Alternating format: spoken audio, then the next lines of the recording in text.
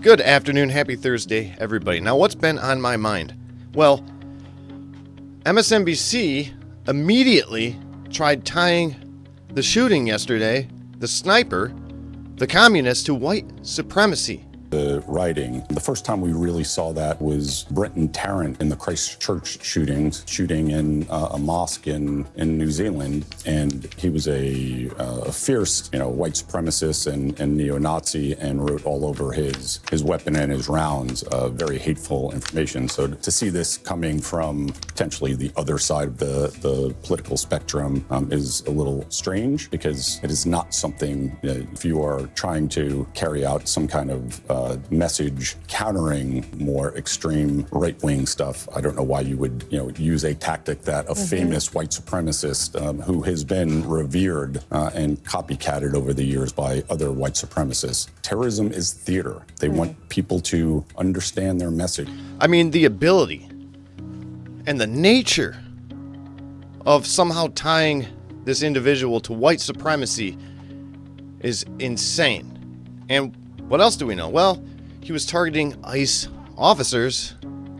I mean, some people on the left are saying, no, this guy wasn't anti-ICE because he wasn't terrible enough to be anti-ICE. On another FBI cover-up, guys. The bullets today found with the ICE shooting from the sniper said anti-ICE on them, but he went after immigrants. So you're telling me you want me to believe that the FBI didn't find the bullets after they knew the immigrants were shot and inscribed them themselves? This is the image that Kash Patel posted earlier, and I'm going to tell you there's 4 unspent bullets here. As you can see on the casing, it literally says anti-ICE. Do you think if somebody hated ICE that they would put anti-ICE? No, they put fuck ICE on the side of the bullet. Fuck ICE. They wouldn't put anti-ICE. Literally anti-ICE messaging. Are you kidding? We're not buying this shit. Come on, man. Ted Cruz gave a little thing saying politically motivated violence is wrong. This needs to stop. And of course, he brought up the assassination of Charlie. They say that because the left is calling the right Nazis and fascists, that this is why this happened, and this isn't why this happened. And then the ICE director got up and said, I think the takeaway from all this is that the rhetoric has to stop. Fuck you, and fuck ICE. This isn't our fault. I mean, I don't know who it was, but detainees were killed. So if detainees were shot and a third is in serious condition, that means that this wasn't an anti-ICE message, except it said anti-ICE on the bullet. Somebody scrawled that on there with a pen. You watch. This was not left-wing violence. Stop trying to make it so. These people are nuts. They're nuts. This was not anti-ICE. Even though it said anti-ICE, but because it didn't say F-ICE, it makes it not left-wing violence. The guy must have been a white supremacist Nazi. What else is on my mind? Well, somebody commented on one of my recent videos, said you'll be at 100,000 subscribers before you know it. And I thought to myself, uh-oh, that's kind of scary. Why? Why is that scary? Well, because people are being targeted. They're being attacked for having a different opinion, for having different politics, and the people on the left are celebrating it as if it's something righteous, something good to do. You Trump hat wearing mother. Hey, beat that mother ass. I'll with Trump. Beat his ass. Get his ass. You see that fool in the middle with the Trump hat? Rip that shit ass, motherfucker.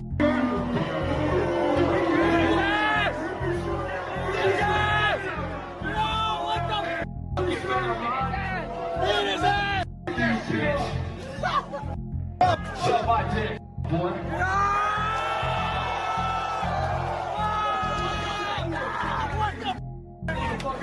Oh, we found out already. Get the out of here wherever you went. Bitch ass fool. Get God,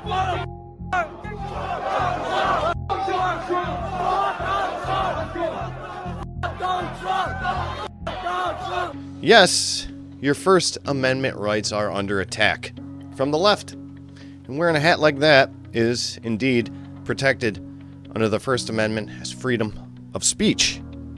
But the left says, it's completely okay to attack somebody who is wearing a hat like that. It's terrifying to live in a society where if you practice free speech, even while going to a concert, you could be attacked and or terminated. Life gone for practicing your First Amendment rights. Now, these people don't like us. They don't like us because they think we're anti-immigration. No, that's not true. We are anti-illegal immigration. And where are they getting these ideas from? This is Gestapo-like behavior. Plainclothes officers wearing masks are terrorizing immigrants. The ICE issue is alarming beyond words. Masked men jumping out of unmarked cars, people disappearing, no due process.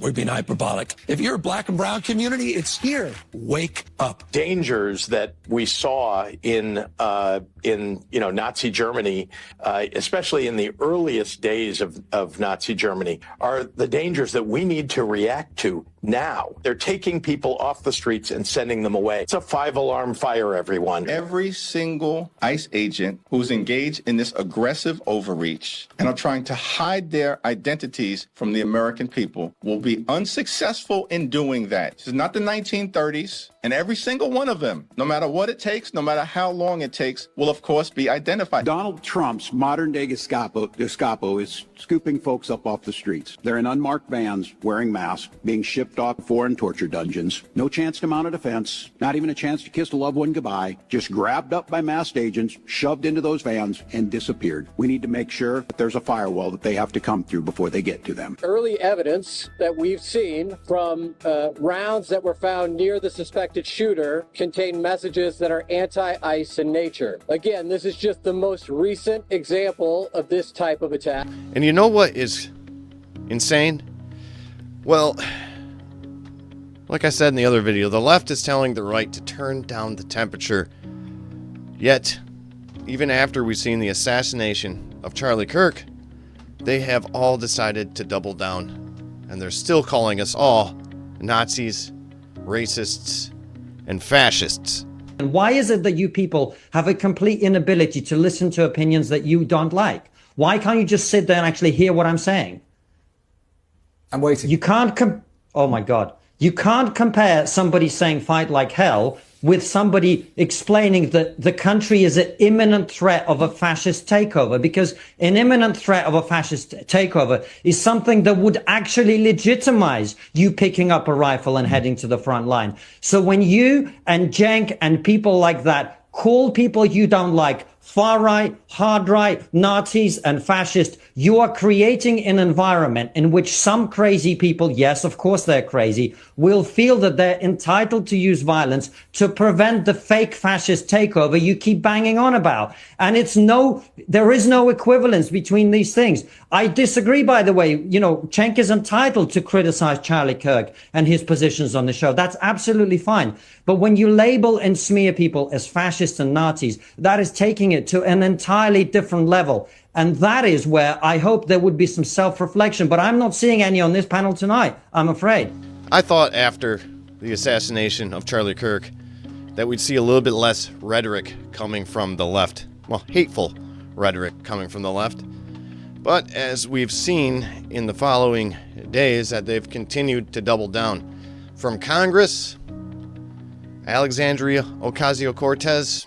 Instead, the majority proceeded with a resolution that brings great pain to the millions of Americans who endured segregation, Jim Crow, and the legacy of bigotry today. We should be clear about who Charlie Kirk was. A man who believed that the Civil Rights Act that granted Black Americans the right to vote was a mistake. Jasmine Crockett. House this past week honoring Charlie Kirk. And there were 58 Democrats who voted against it. You were one. Yeah. Why? Absolutely. You know what? One of the things I do want to point out that's not been laid out that honestly hurts my heart is when I saw the no votes, there were only 2 Caucasians. For the most part, the only people that voted no were people of color, because the rhetoric that Charlie Kirk continuously put out there was rhetoric that specifically targeted people of color. To mainstream media continuing to call us fascists and Nazis and racists. And there are people in this country that are sick. And they have been brainwashed over the past 10 years into thinking Republicans are evil.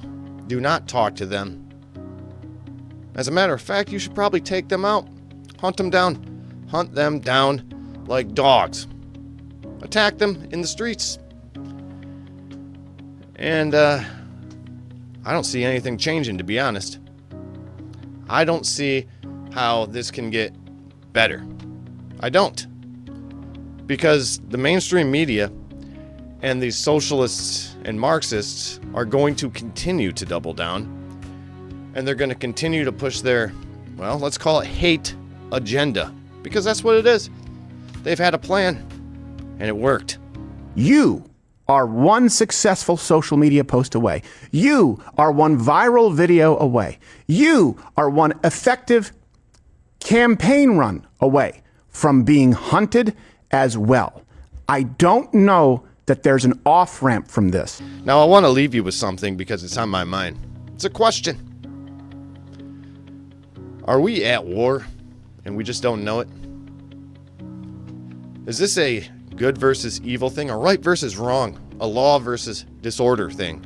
Or am I being hyperbolic? Let me know in the comments below what you think. If you enjoyed this episode, I wouldn't mind a like on the video. If you're not subscribed, please consider. I want to get back to doing some comical stuff here shortly. I just think, man, so much crap is coming out right now. And it's wild. It's wild. For the rest of the day, please stay motivated. Stay on the right track. Get outside. Do some PT, hydrate, and change your socks. I'll talk to you in the next one. All right, bye.